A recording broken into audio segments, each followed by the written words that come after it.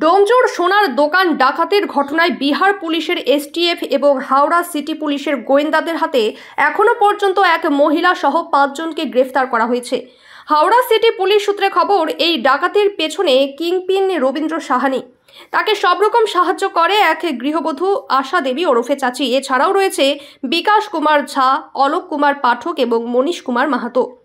এদের মধ্যে অলোকের বাড়ি বেগুসরাই, বাকিদের বাড়ি বিহারের সমস্তিপুরে। কে এই চাচি? কিভাবে তিনি ডোমজুড়ের সোনার দোকানের ডাকাতির ঘটনায় জড়িয়ে পড়লেন? হাওড়া সিটি পুলিশ সূত্রে খবর, চাচির আসল নাম আশা মাহাতো, বয়স 49 বছর, বাড়ি বিহারের সমস্তিপুরে। বাড়িতে স্বামী ছাড়াও 2 মেয়ে এবং এক ছেলে রয়েছে। জানা গেছে, ডোমজুড়ের ডাকাতির ঘটনায় মূল অভিযুক্ত রবীন্দ্র সাহানির সঙ্গে অনেকদিন ধরে সে কাজ করছিল। আগে বিহারের গ্যাংস্টার সুবোধ সিংয়ের দলের হয়েও কাজ করত। হাওড়া সিটি পুলিশের কমিশনার প্রবীণ কুমার ত্রিপাঠী জানিয়েছেন, চাচির পরিচয় চাচি 420। ডোমজুড়ের সোনার দোকানে ডাকাতিতে সব ধরনের লজিস্টিক সাপোর্টের ব্যবস্থা করে। ডাকাতদের জন্য সে থাকার বন্দোবস্ত করে দেয়। এছাড়াও পুরনো বাইক কেনার বন্দোবস্ত করে, যে বাইকগুলো ডাকাতির কাজে রেইকি এবং অপারেশনের সময় ব্যবহার করা হয়। এমনকি কিভাবে লুটের পর গয়না নিয়ে পালাতে হবে সেই পরিকল্পনার সঙ্গেও যুক্ত ছিল। সবটাই তিনি করেন বিহারে বসে। এর জন্য তিনি মোটা টাকা পান। সে অপারেশনে যুক্ত মনীশ মাহাতোর আত্মীয়।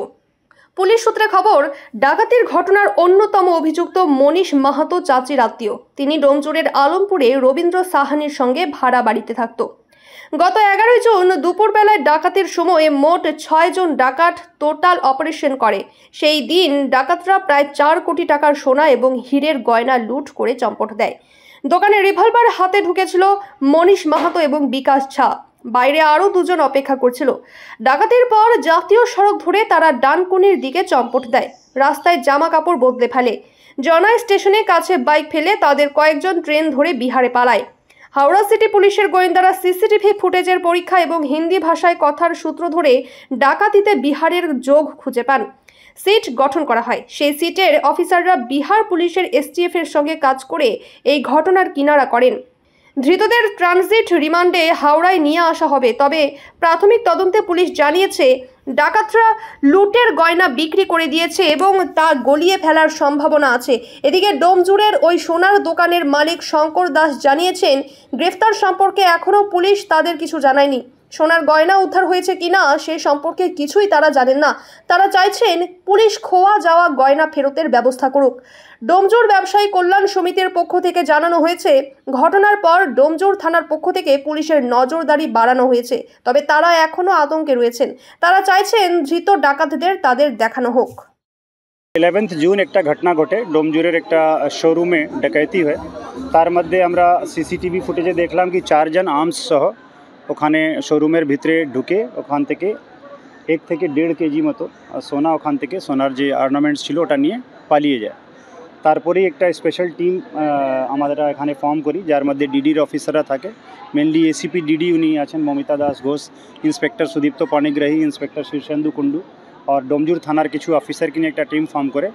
আমাদের টিমের একটা মেজর পার্ট তারা কিন্তু লাস্ট 30 ডেজ মানে 1 মাস ধরে বিহারে তারা ক্যাম্প করছে। বিহারের 3টা জেলা ছিল যেখানকার মানে অনেক কষ্ট করে সিসিটিভি ফুটেজ দেখে তারপরে বিভিন্ন ক্রিমিনাল ডেটাবেস দেখে এটা জানা গেল কি এই গ্যাং যে অপারেট করেছে তাদের মূল যে ঠিকানা হচ্ছে ওটা হচ্ছে সমস্তিপুর, বেগুসরাই আর সহরসা। এই 3টা জেলা মিলে ওরা থাকে। তো মোডাস অপারেন্ডির ব্যাপারে যেটা আপনি বলছিলেন আর মহিলার ভূমিকা বলছিলেন, ওর মধ্যে যেটা আছে কি ইনারা 1 থেকে 1.5 মাস আগে প্রথমে আসানসোলে হীরাপুর থানা এলাকায় একটা বাড়িতে এসে ভাড়া বাড়ি করেন। ভাড়া বাড়ি ঠিক করে দেন আশা দেবী যিনি আছেন, যাকে লোকালি তারা চাচি চাচি বলে ডাকে। তার একজন রিলেটিভও এর মধ্যে ধরা পড়েছে, মনীশ মাহাতো এলিয়াস মানিয়া।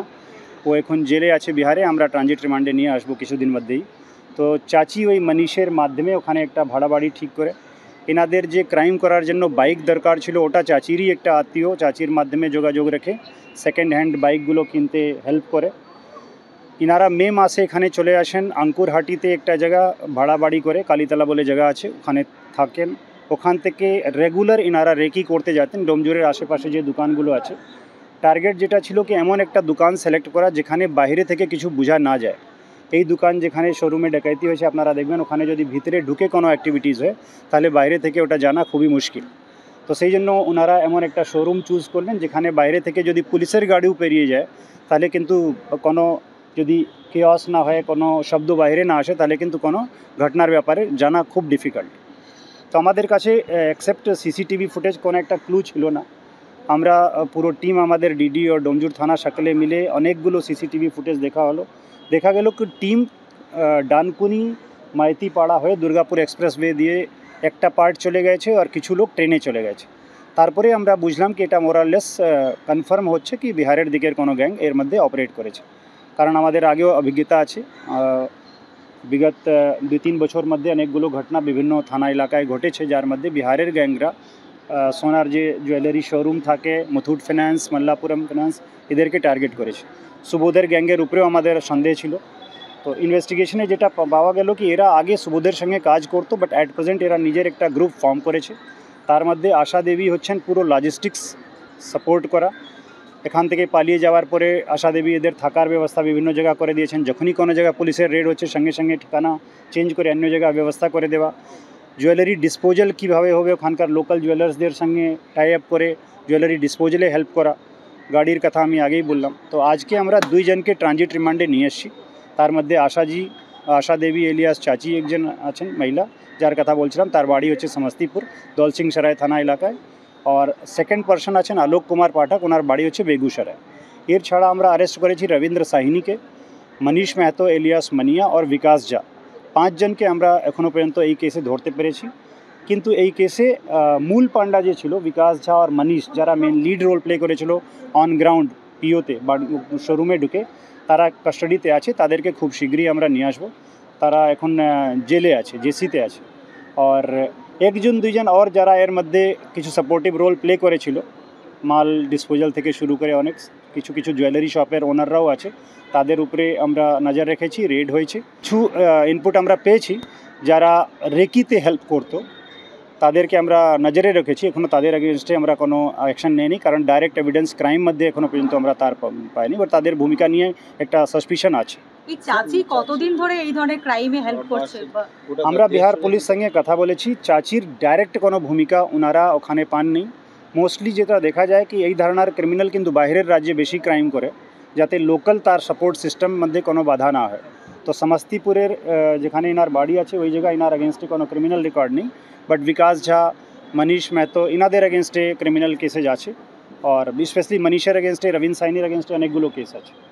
তো চাচির আর কি ওখানে কোনো কেসে ইনভলভমেন্ট ডাইরেক্টলি ওনারা পেয়েছেন কিনা ওটা আমরা এখন অপেক্ষা করছি। ওনারা খুব শীঘ্রই হয়তো আমাদেরকে অন্য কোনো স্টেটে এখনও পর্যন্ত আমরা পাইনি, বাট আমাদের কেসে খুবই প্রোঅ্যাক্টিভলি উনি সমস্ত লজিস্টিক অ্যারেঞ্জমেন্ট মধ্যে পার্টিসিপেট করেছিলেন আর মাল ডিসপোজালে উনি হেল্প করেছেন। 4 জন ভিতরে যারা ঢুকেছিল তার মধ্যে বিকাশ ঝা, মনীষ মেহতো আর আলোক পাঠক 3 জন ধরা পড়ে গেছে।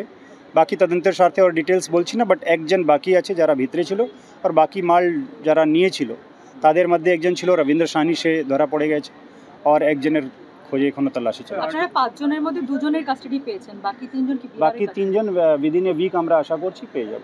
তো মেবি কিছু ওর যদি টাইম লাগে, ওটা কোর্টের ব্যাপার আছে, সেই জন্য আমরা এক্স্যাক্ট টাইম বলতে পারছি। জিনিস রিকভারি করার জন্য চেষ্টা চলছে। একটা যেটা সম্ভাবনা থাকে, যখনই এরকম কোনো জুয়েলারি শপে या সোনার দোকানে চুরি হয় তখন সঙ্গে সঙ্গে ওরা চেষ্টা করে ওটাকে ওর ফর্ম চেঞ্জ করে মেল্ট করে অন্য রকম করে যাতে ওটাকে ডাইরেক্টলি এভিডেন্স হিসাবে না আনা যায়। তো আমাদের ওটা একটা নিশ্চয়ই আশঙ্কা আছে, বাট স্টিল আমরা 2টা জুয়েলারি শপের খবর পেয়েছি, ঠিকানা পেয়েছি। খুব শীঘ্রই আমরা ওখানে রেড করে চেষ্টা করব ওখান থেকে মাল রিকভারি করা। চাচি কি রকম পার্সেন্টেজ কি পেতো এই ধরনের ক্রাইমগুলো ক্ষেত্রে, বা ওর হাজবেন্ড? 6 থেকে 10 লাখ টাকা টোটাল অ্যামাউন্টের উপরে, যদিও এটা ডিপেন্ড করে কত মাল লুট হলো তার উপরে কতটা বিক্রি হয়ে কত টাকা পাওয়া গেল, বাট আমাদের অনুমান আছে 6 থেকে 10 লাখ টাকার এর মধ্যে চাচি ভাগ। ওনার হাজবেন্ডের কোনো রোল এটাতে, মানে এই পুরো? এখনো পর্যন্ত পরিবারের আর কিছু নেই, লেকিন একজন রিলেটিভ যে মনীষ মেহতো আছে সে কিন্তু তার ভূমিকা আছে। বিহার পুলিশ একজনের কাছ থেকে 2টা আর্মস রিকভারি করেছে, আমরা দেখব ওটা আমাদের কেসে ব্যবহার হয়েছে কিনা।